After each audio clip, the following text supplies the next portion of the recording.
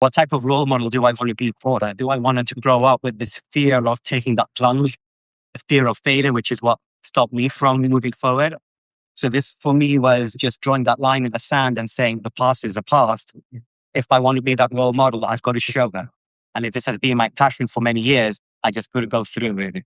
Regardless of the results, the fact that I'm here, that for me is already a win. And thank you all for joining me so far today. I really want to think a bit more about what the purpose and the meaning behind this is, because you can go to any restaurant to eat, that's for sure. But I really want to talk about what our philosophy is. So you saw part of it, you experienced part of it, but there's more to it other than just the food. The food is part. Yes. So with this venture, there is definitely a business goal. But the goal is much deeper than that. There's a deeper purpose and meaning behind that. And that is my own experience as growing up as a vegetarian. I thought I wasn't contributing to any harm towards animals or any other living being. As one of the values within our culture is called ahimsa. And if you read some of these pamphlets that we've got lying around, it basically just means non-violence to all living beings.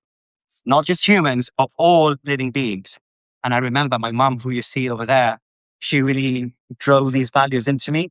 And when I was a kid, I sort of hated it, but I'm so thankful that you shared those with me, because that's shaped me to be who I am today. And one of the mantras that my mum taught me in Sanskrit, it goes, Loka samasta sukhino bhavantu. You know what that means? Can you say it?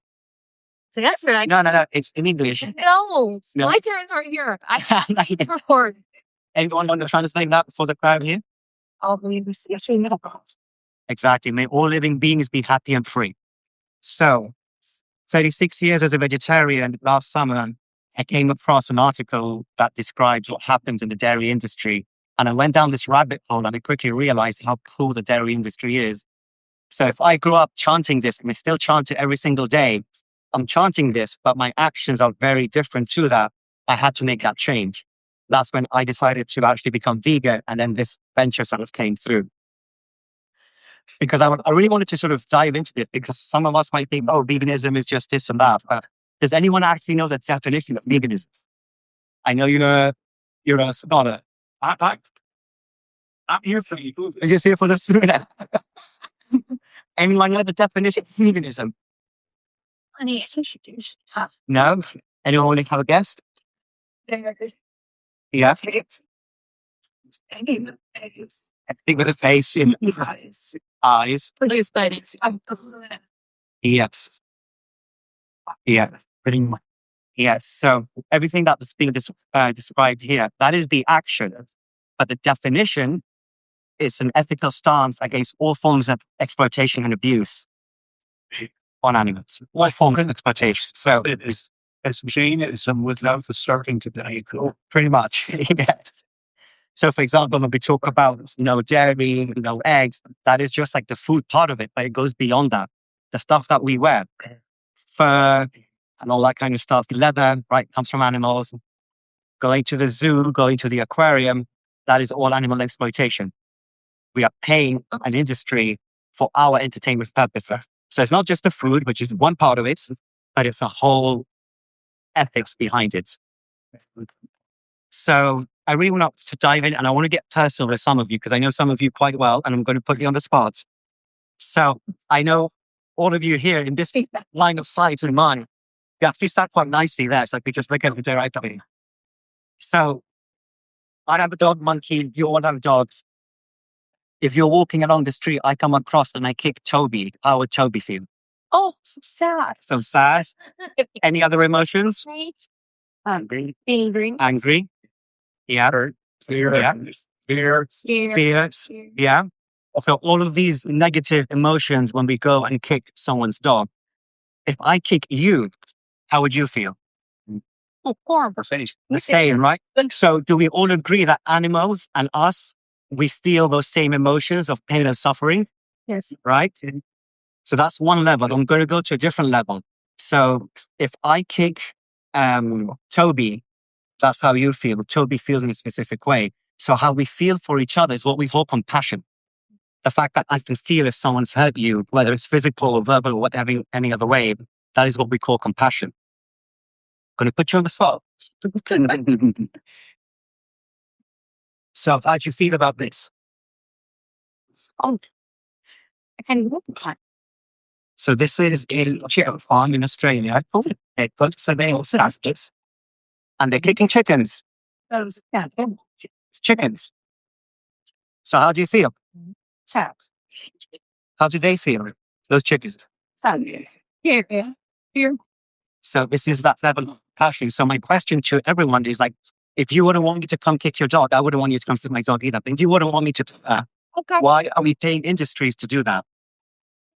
And this is just a small part. I can go into all the details about what happens in the egg industry, in the dairy industry, and all sorts of other fish industry, right? There's whole chains of cruelty that are happening with all these different types of animals.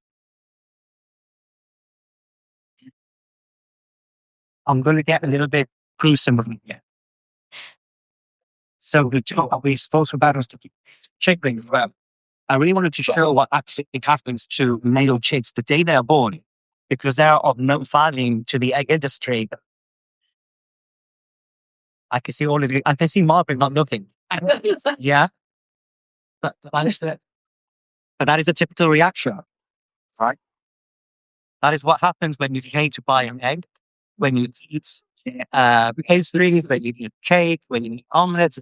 That's what you're paying for. Whether you like it or not, that's what you're paying for. And I'm sorry for being very direct, because I have to speak up on behalf of them. And that's what this mission is about, is to speak up on behalf. Because I didn't know. I stopped all of this last summer. Last one. And this is all in developed countries. These are male calves, similar to the male chicks. In dairy, who makes the milk? The females. So when a female is born, the female is taken away from the mom, kept in a cage, pumped with hormones, grown up to a certain age, and then is thrown in cycling. Male calves. What happens to male calves? Someone back there. He's balancing. What was that? Sorry? Via, right?